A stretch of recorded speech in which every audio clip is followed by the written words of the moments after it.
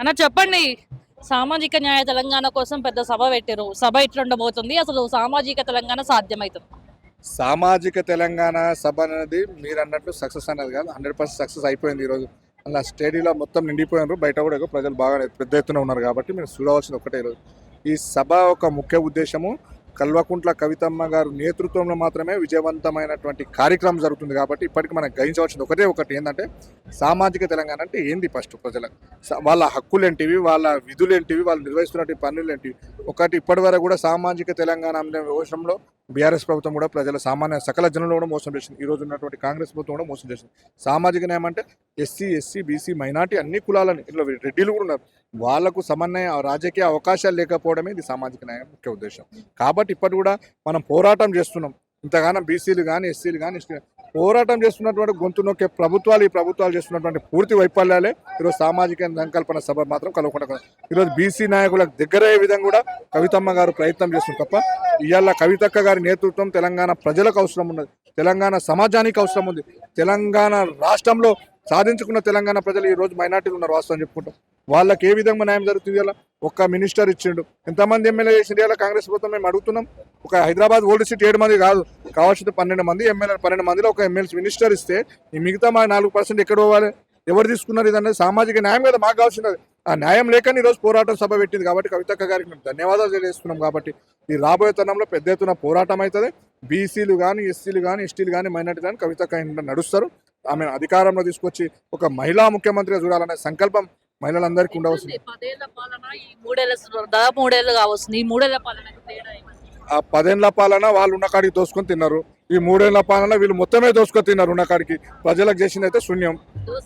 కవిత కూడా ఉందంటారు కదా. కవితమ్మ ప్రశ్నిస్తుంది కాబట్టి ఆమెను పార్టీలో కలిసి సస్పెండ్ చేయడం జరిగింది. ఎందుకంటే మనం చేసిన పద్ధతి కరెక్ట్ కాదు, వాస్తవం కాదు, పార్టీ మనం మైనస్ చేస్తున్నామనే కోణంలో ఆమె చెప్పింది కాబట్టి ప్రజలను దుబ్బింపకండి.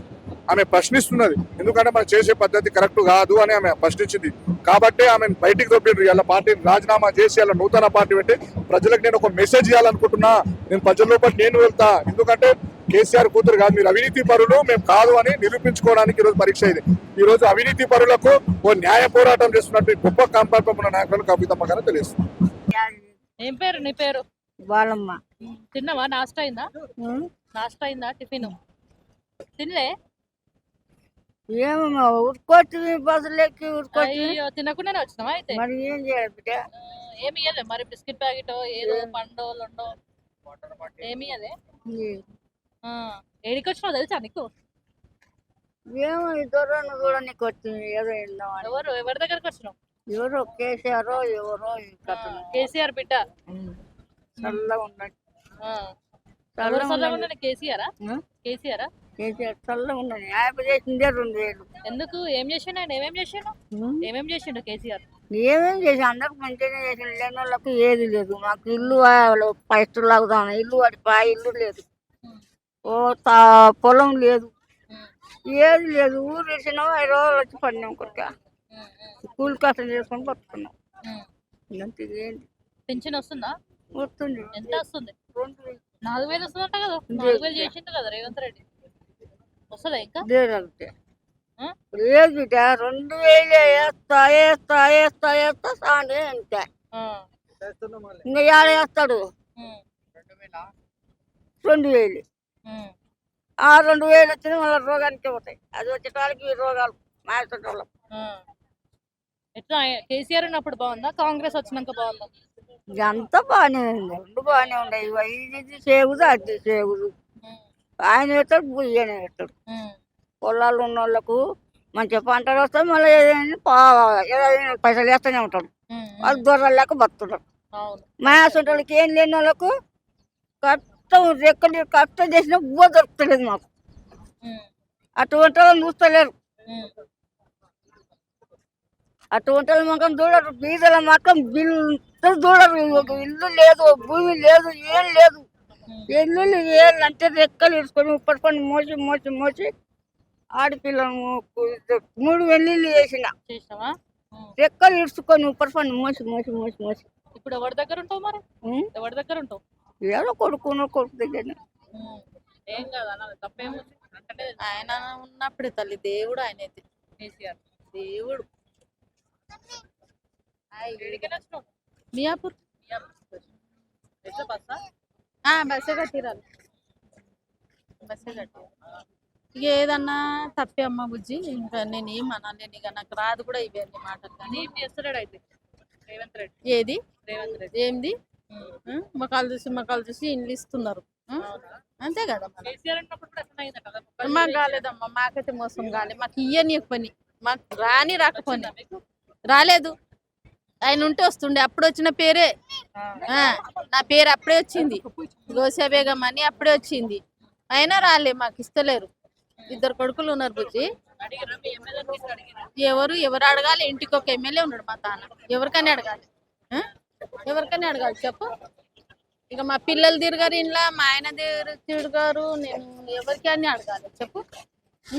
దీనివల్ల దొరనన్నా ఆయనకు తెలుస్తుందే మళ్ళీ ఇచ్చేటోళ్ళం, అంతే కదా. కేసీఆర్ అమ్మమ్మ దేవుడు, దేవుడు చూడు.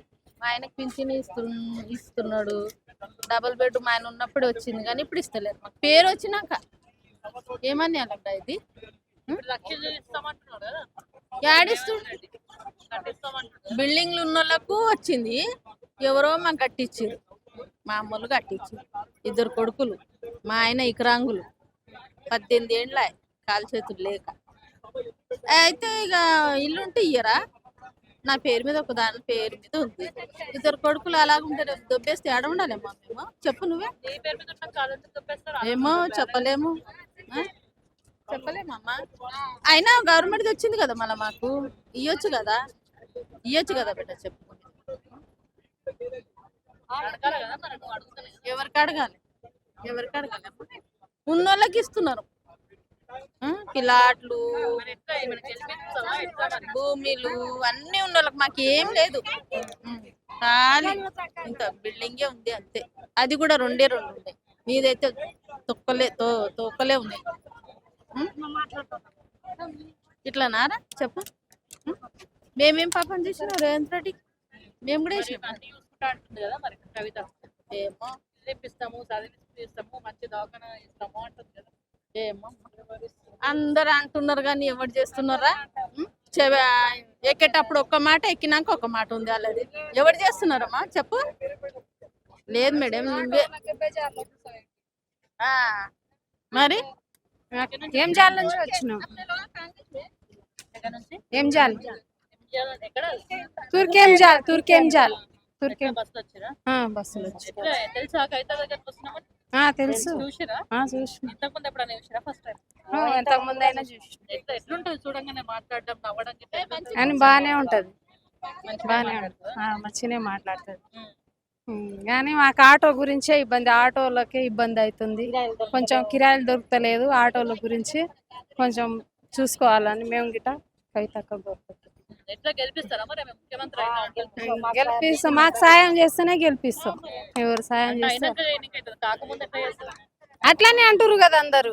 ఇంకా అది గెలిపించినాక ఇక అన్ని ఆటోలు అయితే రోడ్డు మీదనే వచ్చినాయి, మొత్తం రోడ్డు మీద కూర్చోవాల్సి వస్తుంది. వాళ్ళ ఫ్యామిలీ గిట్ట ఏం లేకుండా అయిపోయినాయి, అట్లా అయిపోయింది.